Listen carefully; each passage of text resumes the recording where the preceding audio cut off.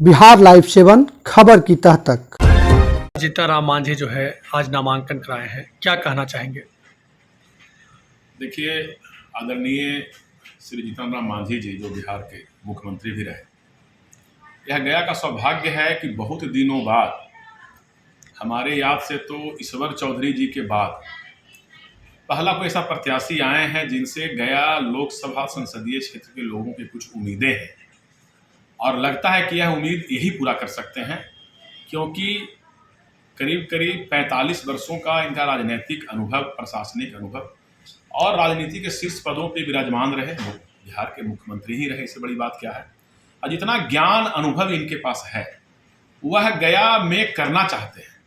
और एक बात तो और मैं देखता हूँ, खास करके मेरा थोड़ा नज़दीक से मुझे उनको देखने और जानने का मौका मिला है, तो वह खुद 80 वर्ष के हैं भले, लेकिन आज भी अपने आप को बाबू वीर कुंवर सिंह की तरह बिल्कुल युवा महसूस करते हैं, स्फूर्त और ऊर्जावान महसूस करते हैं। और उनके मन में बहुत सारी कल्पना है, रचनाएं हैं कि गया के लिए हमको क्या क्या करना है, गया में नया नया चीज़ क्या करना है। हम लोग सांसद तो चुन रहे थे यहाँ, लेकिन जो सांसद जाते थे लोकसभा में उनकी आवाज़ हम लोगों को कान तक वापस सुनने को नहीं मिलता था। यह तो मैं मानता हूँ कि जब यह जाएंगे तो निश्चित है कि हमेशा जब लोकसभा सत्र चलेगा या बात दिल्ली की होगी तो गया का बात वहाँ जरूर रखा जाएगा, और मांझी जी मुखर रूप से रखने वाले, काम करवाने वाले नेता के रूप में जाने जाएंगे, जिससे पूरा गया वासियों को लाभ मिलेगा।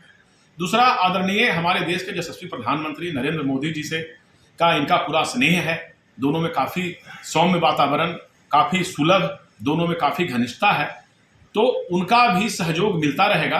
तो जैसे हम लोग बोलते हैं कि डबल इंजन की सरकार, वैसे ही गठबंधन उनका भाजपा से है, तो एनडीए की सरकार बनेगी। एनडीए की सरकार में मांझी जी जैसे योग्य सांसद बनेंगे तो गया का तो स्वर्णिम अवसर मिलेगा, चहुमुखी विकास होगा, और मोदी जी का आशीर्वाद है तो फिर तो कहना ही नहीं है।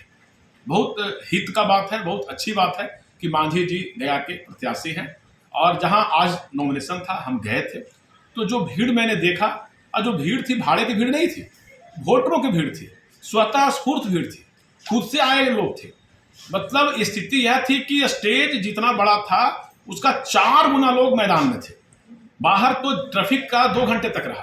तो यह मांझी जी के प्रति प्रेम है, मांझी जी के प्रति लगाव है, मांझी जी से उम्मीदें हैं गया। तो गया का संसदीय चुनाव होगा, किस मुद्दे पर होगा, क्या जो है प्राथमिकता रहने वाली है? देखिए, मैंने तो बोला ना कि गया में सांसद चुने जाते थे, एनडीए के ही सांसद होते थे, हम लोग मोदी जी के हाथों को ही मजबूत करते रहे। लेकिन होता यह था कि जो गया का विकास होना चाहिए था वह नहीं हो पा रहा था, कहीं ना कहीं वंचित रह रहे थे।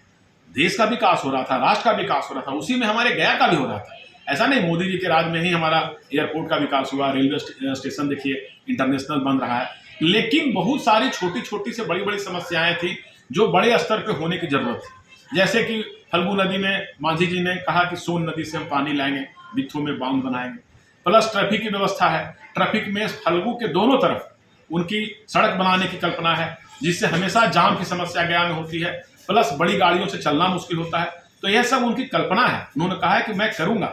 उसके अलावा भी राष्ट्रीय स्तर का बहुत सारा चीज जो बोधगया था, राष्ट्रीय जगह है, पर्यटन का जगह है, वह नहीं हो पाया, कहीं ना कहीं उपेक्षित रह गया किसी न किसी कारणों से।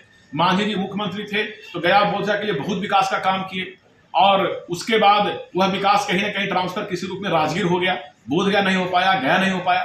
तो गया में मांझी जी आएंगे तो निश्चित गया के लोगों का वह विकास होगा जो अभी तक सोचे नहीं थे, देखे नहीं थे, कल्पना भले थे।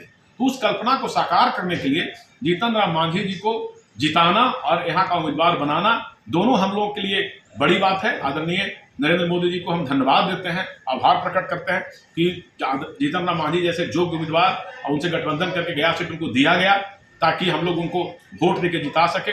और मैं गया कि तमाम आवाम से, जनता से भी यह अपील करता हूँ कि ज़्यादा से ज़्यादा वोट से, मेरा तो मानना है कि 2-2.5 लाख से कम वोट से चुनाव नहीं जीतने वाले हैं, जो मेरा आंकड़ा और गणित जो बताता है।